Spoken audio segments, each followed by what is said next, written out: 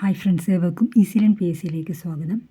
നമ്മൾ 2025 Kerala P S സിയിൽ ചോദിച്ചിട്ടുള്ള മുഴുവൻ കോൺസ്റ്റിറ്റ്യൂഷൻ, അതായത് ഭരണഘടനയുടെ ചോദ്യങ്ങളാണ് ഈ വീഡിയോയിലൂടെ ഡിസ്കസ് ചെയ്യുന്നത്. ഇതുപോലെ നമ്മൾ സയൻസും കറണ്ട് അഫയേഴ്സും ഓൾറെഡി അപ്ലോഡ് ചെയ്തിട്ടുണ്ട്. അത് Kerala P S C 2025 previously asked questions എന്ന് പറഞ്ഞ് ഒരു ഫോൾഡർ ഉണ്ടാക്കിയിട്ടുണ്ട്, അതിലുണ്ടാവും. അപ്പോൾ നിങ്ങൾ കാണാത്തവരാണെങ്കിൽ ഒന്ന് കണ്ടേക്കണേ, തീർച്ചയായിട്ടും ഉപകാരപ്രദമാകും. നിങ്ങൾ ടെലഗ്രാം ലിങ്കിൽ ജോയിൻ ചെയ്യാത്തവരാണെങ്കിൽ ഒന്ന് ജോയിൻ ചെയ്തേക്കണം. ഇതിൻ്റെ ക്വസ്റ്റ്യൻ പേപ്പറെല്ലാം ടെലഗ്രാമിൽ അപ്ലോഡ് ചെയ്തിട്ടുണ്ട്. അപ്പം നമുക്ക് ടെലഗ്രാം ചാനലിൻ്റെ ലിങ്ക് ഡിസ്ക്രിപ്ഷനിൽ കൊടുത്തേക്കാം. നമുക്ക് പെട്ടെന്ന് തുടങ്ങാം. ഇന്ത്യൻ ഭരണഘടനയിലെ മൗലിക അവകാശങ്ങളും അതുമായി ബന്ധപ്പെട്ട വകുപ്പുകളും ചുവടെ തന്നിരിക്കുന്നു ചേരുംപടി ചേർക്കുക.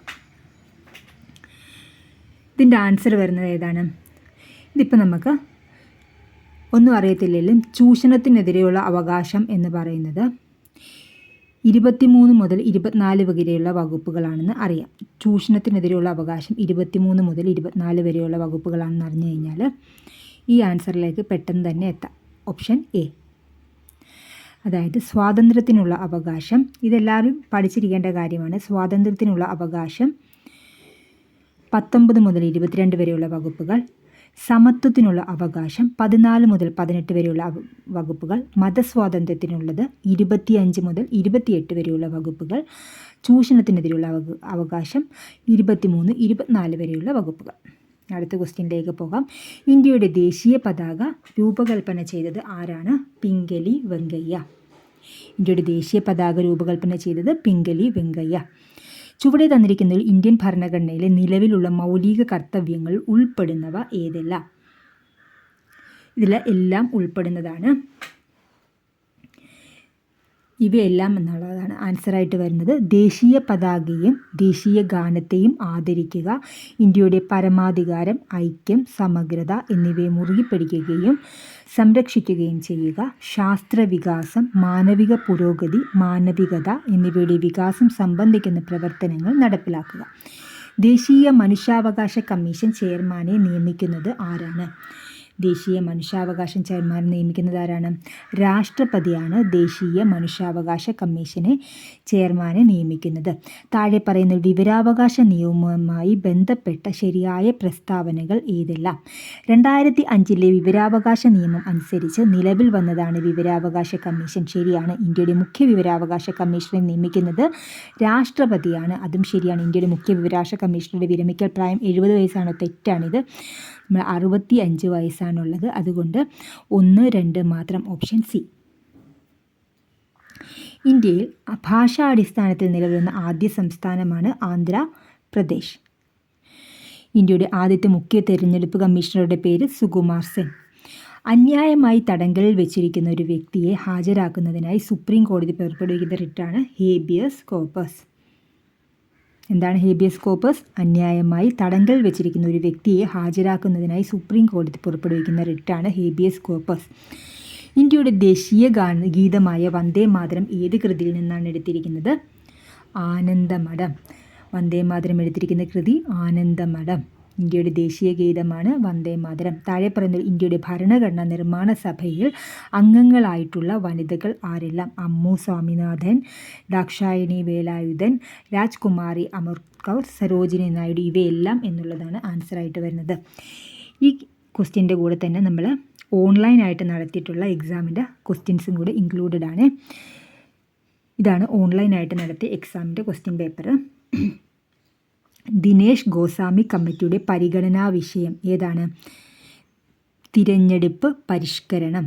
ദിനേശ് ഗോസ്വാമി കമ്മിറ്റിയുടെ പരിഗണനാ വിഷയമാണ് തിരഞ്ഞെടുപ്പ് പരിഷ്കരണം. സ്വകാര്യതയ്ക്കുള്ള അവകാശം ഭരണഘടനയുടെ അനുച്ഛേദം 21 ഭാഗമാണ്. ജീവനോപാധികൾ തേടുവാനുള്ള അവകാശം ഭരണഘടനയുടെ അനുച്ഛേദം 21 ഭാഗമാണ്. മുകളിൽ കൊടുത്തിരിക്കുന്ന പ്രസ്താവനകൾ ശരിയേത്? രണ്ടും ശരിയാണെന്നുള്ളതാണ്. ഓപ്ഷൻ ഡി ആണ് ആൻസറായിട്ട് വരുന്നത്. ഇന്ത്യൻ ഭരണഘടനയുടെ ആമുഖപ്രകാരം ഏറ്റവും ശരിയായ പ്രസ്താവന ഏത്? ഇന്ത്യ ഒരു പരമാധികാര സോഷ്യലിസ്റ്റ് മതേതര ജനാധിപത്യ റിപ്പബ്ലിക്കാണ്. ഭരണകക്ഷിയിലെ അംഗങ്ങൾ മാത്രം അധ്യക്ഷനാകുന്ന പാർലമെൻറ്റ് കമ്മിറ്റിയാണ് ഏത്? Estimate committee. ഭരണകക്ഷിയിലെ അംഗങ്ങൾ മാത്രം അധ്യക്ഷനാകുന്ന പാർലമെൻറ്റ് കമ്മിറ്റിയാണ് എസ്റ്റിമേറ്റ് കമ്മിറ്റി. സെൻട്രൽ വിസ്ത പദ്ധതി ബന്ധപ്പെട്ടിരിക്കുന്നത് പാർലമെൻറ്റ് സമുച്ചയ നിർമ്മാണം. സെൻട്രൽ വിസ്ത പദ്ധതി പാർലമെൻറ്റ് സമുച്ചയ നിർമ്മാണം. ഇത്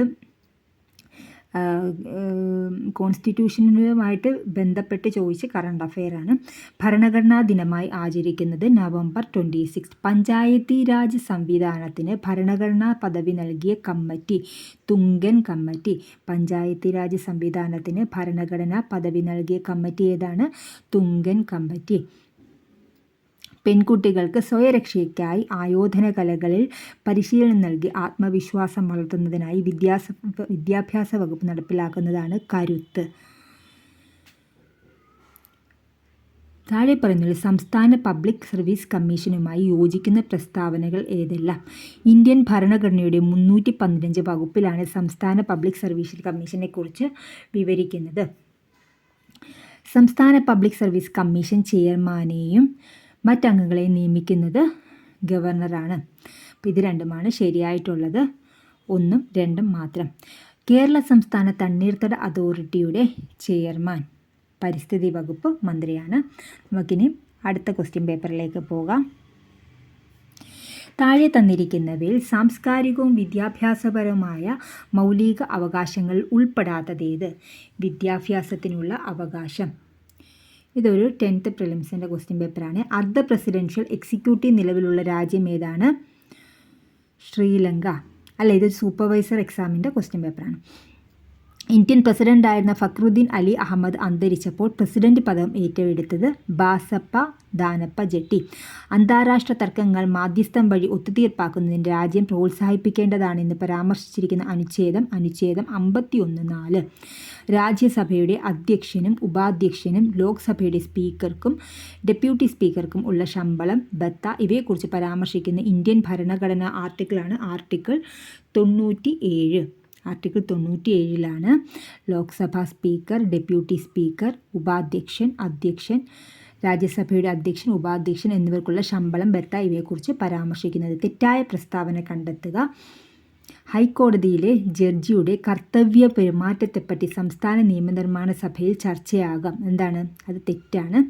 ബാക്കിയെല്ലാം ശരിയാണ്. ശരിയായിട്ടുള്ളതൊന്ന് നോക്കി വെച്ചേക്കാം.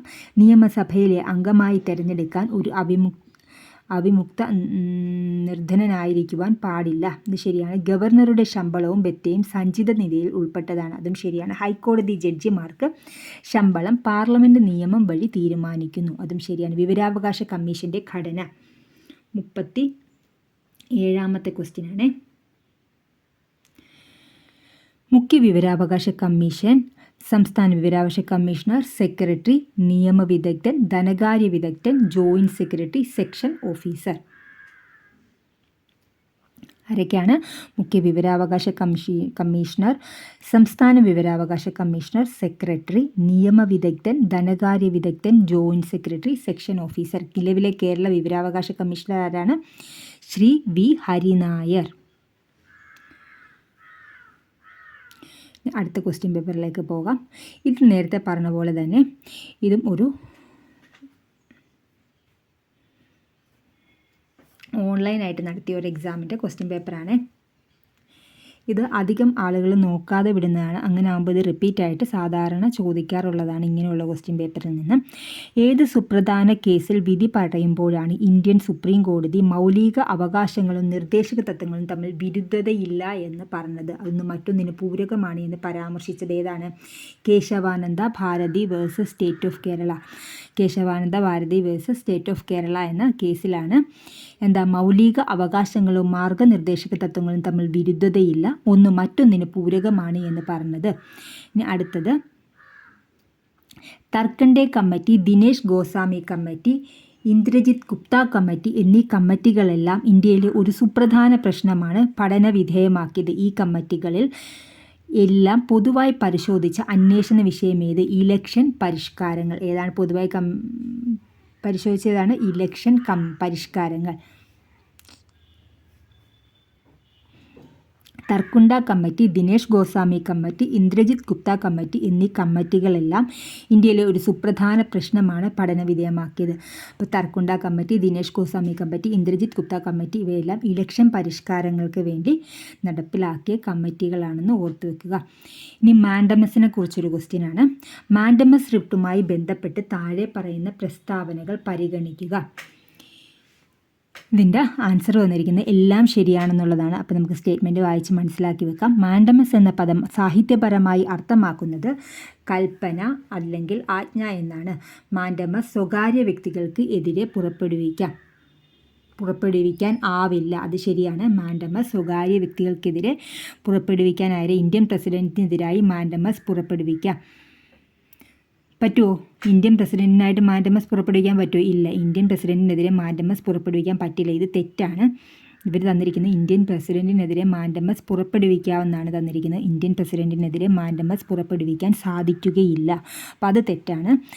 നാലാമത്തത്, പൊതു കടമ നിർവഹിക്കാൻ വിസമ്മതിക്കുന്ന അധികാരികളോട് പ്രവൃത്തി നിർവഹണത്തിനായി മാൻഡമസ് ഉപയോഗിക്കുന്നു. അതാണ് മാൻഡമസിൻ്റെ ബേസിക് ആയിട്ടുള്ള കാര്യം. മാൻഡമസ് എന്ന പദം സാഹിത്യപരമായി അർത്ഥമാക്കുന്നത് കൽപ്പന അല്ലെങ്കിൽ ആജ്ഞ എന്നാണ്. അത് ശരിയാണ്. മാൻഡമസ് സ്വകാര്യ വ്യക്തികൾക്ക് എതിരായി പുറപ്പെടുവിക്കാൻ സാധിക്കുകയില്ല. അത് ശരിയാണ്. ഇന്ത്യൻ പ്രസിഡന്റിനെതിരായി മാൻഡമസ് പുറപ്പെടുവിക്കാം. അത് തെറ്റാണ്. ഇന്ത്യൻ പ്രസിഡന്റിനെതിരായി മാൻഡമസ് പുറപ്പെടുവിക്കാൻ സാധിക്കുകയില്ല. അത് തെറ്റായ സ്റ്റേറ്റ്മെൻറ്റാണ്. പൊതു കടമ നിർവഹിക്കാൻ വിസമ്മതിക്കുന്ന അധികാരികളോട് പ്രവൃത്തി നിർവഹണത്തിനായി മാൻഡമസ് ഉപയോഗിക്കുന്നു. അപ്പോൾ ആൻസർ ഏതാ വരുന്നത്? 1, 2, 4 എന്നുള്ളതാണ് ആൻസർ വരുന്നത്. Option B. ഇനി അടുത്ത ക്വസ്റ്റ്യനിലേക്ക് പോകാം. ഇലക്ഷൻ കമ്മീഷൻ്റെ ചുമതലകളുമായി ബന്ധപ്പെട്ട് താഴെ പറയുന്ന പ്രസ്താവനകൾ പരിഗണിക്കുക. ഇതിൻ്റെ ആൻസർ എന്ന് പറയുന്നത് എല്ലാം ശരിയാണെന്നുള്ളതാണ്. വോട്ടർ പട്ടിക തയ്യാറാക്കുക, തിരഞ്ഞെടുപ്പ് തീയതികളും ഷെഡ്യൂളും പ്രഖ്യാപിക്കുക, രാഷ്ട്രീയ പാർട്ടികൾക്ക് അംഗീകാരം നൽകുക, പാർലമെൻറ്റ് അംഗങ്ങളുടെ അയോഗ്യതയുമായി ബന്ധപ്പെട്ട കാര്യങ്ങൾ രാഷ്ട്രപതിയെ ഉപദേശിക്കുക. അപ്പോൾ ഇതിൻ്റെ ആൻസർ എല്ലാം ശരിയാണെന്നുള്ളതാണ്. Option D. അപ്പോൾ ഒന്നും കൂടെ നോക്കാം. ഇലക്ഷൻ കമ്മീഷൻ്റെ ചുമതലകളുമായി ബന്ധപ്പെട്ട് ശരിയായ പ്രസ്താവനകൾ ഏതെല്ലാമാണ്? ഇലക്ഷൻ കമ്മീഷൻ്റെ ചുമതലകൾ എന്തൊക്കെയാണ്? വോട്ടർ പട്ടിക തയ്യാറാക്കുക, തിരഞ്ഞെടുപ്പ് തീയതികളും ഷെഡ്യൂളുകളും പ്രഖ്യാപിക്കുക, രാഷ്ട്രീയ പാർട്ടികൾക്ക് അംഗീകാരം നൽകുക, പാർലമെൻറ്റ് അംഗങ്ങളുടെ അയോഗ്യതയുമായി ബന്ധപ്പെട്ട കാര്യങ്ങൾ രാഷ്ട്രപതിയെ ഉപദേശിക്കുക. മാക്സിമം സ്പീഡ് കുറച്ച് പറയാൻ ശ്രമിക്കുന്നുണ്ട്. കഴിഞ്ഞ ദിവസം അങ്ങനെ കംപ്ലൈൻറ്റ് വന്നിട്ടുണ്ടായിരുന്നു, സ്പീഡ് കൂടുതലാണ്. ഇന്ത്യയിലെ ആദ്യത്തെ ഭരണഘടനാ പാർക്ക് ഉദ്ഘാടനം ചെയ്തത് എവിടെയാണ്? പൂനെ. ഇന്ത്യയിലെ ആദ്യത്തെ ഭരണഘടനാ പാർക്ക് ഉദ്ഘാടനം ചെയ്തത് എവിടെയാണ്? പൂനെ. നിങ്ങൾക്ക് ഉള്ള അഭിപ്രായങ്ങൾ തീർച്ചയായിട്ടും കമൻ്റായിട്ട് രേഖപ്പെടുത്തണം. എങ്കിൽ മാത്രമേ എനിക്കറിയാൻ പറ്റുള്ളൂ. ഞാനതിനെ സ്വാഗതം ചെയ്യുന്ന ആൾ തന്നെയാണ് കേട്ടോ. അല്ലെങ്കിൽ നിങ്ങൾക്ക് സ്പീഡ് എങ്ങനെയാണെന്ന് എനിക്ക് അറിയാൻ പറ്റില്ല. ഞാൻ പൊതുവേ സ്പീഡ് കൂട്ടി പറയുന്ന ഒരാളായതുകൊണ്ടാണ് അങ്ങനെ സംഭവിച്ചത്. ഇനി മുതൽ ശ്രദ്ധിക്കാം. അപ്പോൾ നമുക്ക് അടുത്ത ക്വസ്റ്റ്യൻ പേപ്പറിലേക്ക് പോകാം. 025 2025 ഇതിൽ കോൺസ്റ്റിറ്റ്യൂഷൻ്റെ ക്വസ്റ്റ്യൻസാണ്. രാഷ്ട്രപതിയുടെ നിയമനിർമ്മാണ അധികാരവുമായി ബന്ധപ്പെട്ട് ശരിയായ പ്രസ്താവന ഏതെന്നാണ് ചോദിച്ചിരിക്കുന്നത്. രാഷ്ട്രപതിയുടെ നിയമനിർമ്മാണ അധികാരവുമായി ബന്ധപ്പെട്ട് ശരിയായ പ്രസ്താവന. ഇതിൻ്റെ ആൻസർ വരുന്ന സി ആണ്. 1, 2 മാത്രം എന്നുള്ളതാണ്. ഗവർണർ രാഷ്ട്രപതിയുടെ പരിഗണനയ്ക്ക് അയക്കുന്ന ബില്ലുകൾക്ക് അംഗീകാരം നൽകാതിരിക്കാം. അത് ശരിയാണ്. ബില്ലുകളിൽ വേണ്ട നിർദ്ദേശങ്ങൾ നൽകി പുനഃപരിശോധനയ്ക്ക് വേണ്ടി തിരിച്ചയക്കാം. അപ്പോൾ രാഷ്ട്രപതിയുടെ നിയമനിർമ്മാണ അധികാരവുമായി ബന്ധപ്പെട്ട് പ്രസ്താവനകൾ ഏതൊക്കെയാണ്? ഗവർണർ രാഷ്ട്രപതിയുടെ പരിഗണനയ്ക്ക് അയക്കുന്ന ബില്ലുകൾക്ക് അംഗീകാരം നൽകാം, ബില്ലുകൾക്ക് വേണ്ട നിർദ്ദേശങ്ങൾ നൽകി പുനഃപരിശോധനയ്ക്ക് വേണ്ടി തിരിച്ചയക്കാം. ഇന്ത്യൻ ഭരണഘടനയ്ക്ക് ലോകത്തിലെ മറ്റു ഭരണഘടനയുടെ സവിശേഷതകൾ ഉണ്ട്. താഴെ പറയുന്നത് ശരിയായ പ്രസ്താവന ഏത്? ലോക്സഭാ സ്പീക്കറുടെ പദവി ബ്രിട്ടീഷ് ഭരണഘടനാ മാതൃകയിലുള്ളതാണ്. അത് ശരിയാണ്. മൗലിക അവകാശങ്ങൾ അമേരിക്കൻ ഭരണഘടനയിൽ നിന്ന് രൂപം കൊണ്ടതാണ്. അത് രണ്ടും ശരിയാണ്. 22ൻ്റെ ആൻസർ വരുന്നത് ബി ആണ്. 2ഉം 3ഉം മാത്രം. മാർഗനിർദ്ദേശ തത്വങ്ങൾ എവിടെ നിന്ന് എടുത്തതാണ്? അയർലൻഡിൽ നിന്ന് എടുത്തതാണ് മാർഗനിർദ്ദേശക തത്വങ്ങൾ. അതുകൊണ്ട് ഇത് തെറ്റാണ്. മാർഗനിർദ്ദേശക തത്വങ്ങൾ എടുത്തത് അയർലൻഡിൽ നിന്നാണ്. ലോക്സഭാ സ്പീക്കറുടെ പദവി ബ്രിട്ടീഷ് ഭരണഘടനാ മാതൃകയിൽ നിന്നും മൗലിക അവകാശങ്ങൾ എടുത്തത് അമേരിക്കൻ ഭരണഘടനയിൽ നിന്നുമാണ്. കേന്ദ്ര മന്ത്രിസഭയുടെ അംഗസംഖ്യ ലോകസഭയുടെ അംഗങ്ങളുടെ 15% കവിയാൻ പാടില്ല. ഇതേത് എന്ന ഭരണഘടനാ ഭേദഗതി എന്താണ്? 91 ഭരണഘടനാ ഭേദഗതി പറയുന്നതാണ് കേന്ദ്രമന്ത്രിസഭയുടെ അംഗസംഖ്യ ലോകസഭയുടെ അംഗസംഖ്യയുടെ 15% കവിയാൻ പാടില്ല. 91 ഭരണഘടനാ ഭേദഗതി എന്താണ് പറയുന്നത്? കേന്ദ്ര മന്ത്രിസഭയുടെ അംഗസംഖ്യ ലോകസഭയുടെ അംഗങ്ങളുടെ 15% കവിയാൻ പാടില്ല. ഒരു ഹൈക്കോടതി ജഡ്ജി പദവിയിൽ നിന്ന് രാജിവെച്ച് ഒഴിയുകയാണെങ്കിൽ രാജി സമർപ്പിക്കേണ്ടത് ആർക്കാണ്? രാഷ്ട്രപതിക്ക്. ഒരു ഹൈക്കോടതി ജഡ്ജി പദവിയിൽ നിന്ന് രാജിവെച്ച് ഒഴിയുകയാണെങ്കിൽ രാജി സമർപ്പിക്കേണ്ടത് ആർക്കാണ്? രാഷ്ട്രപതിക്ക്. താഴെ പറയുന്ന പ്രസ്താവനയിൽ കേരള സംസ്ഥാന മനുഷ്യാവകാശ കമ്മീഷൻ്റെ പ്രവർത്തനങ്ങൾ ഏതെല്ലാമാണ്? ഇതെല്ലാം ഉള്ളതായിട്ടാണ് പറയുന്നത്.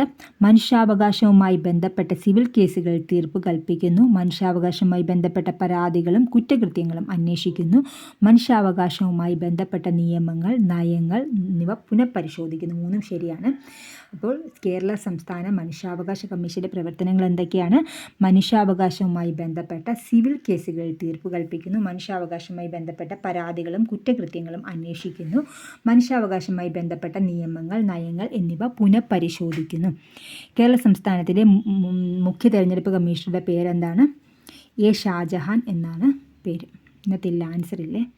അപ്പോൾ ഇത്രയും ക്വസ്റ്റ്യൻസാണ് 2025 കോൺസ്റ്റിറ്റ്യൂഷൻ്റെ ഭാഗത്ത് നിന്ന് ചോദിച്ചിട്ടുള്ള ഓൺലൈനായിട്ട് നടത്തിയിട്ടുള്ള എക്സാമും അല്ലാതെ OMR ആയിട്ട് നടത്തിയിട്ടുള്ള എക്സാമിൻ്റെ എല്ലാ ക്വസ്റ്റ്യൻസും നമ്മൾ ഡിസ്കസ് ചെയ്തിട്ടുണ്ട്. അപ്പം നിങ്ങൾ സബ്സ്ക്രൈബ് ചെയ്യാതെ കാണുന്നവരാണെങ്കിൽ ഒന്ന് സബ്സ്ക്രൈബ് ചെയ്തേക്കണം. അതുപോലെ തന്നെ ഉപകാരപ്രദമെങ്കിൽ കൂട്ടുകാരിലേക്ക് ഷെയർ ചെയ്യാനും ലൈക്ക് ചെയ്യാനും മറക്കരുത്. Thank you for watching.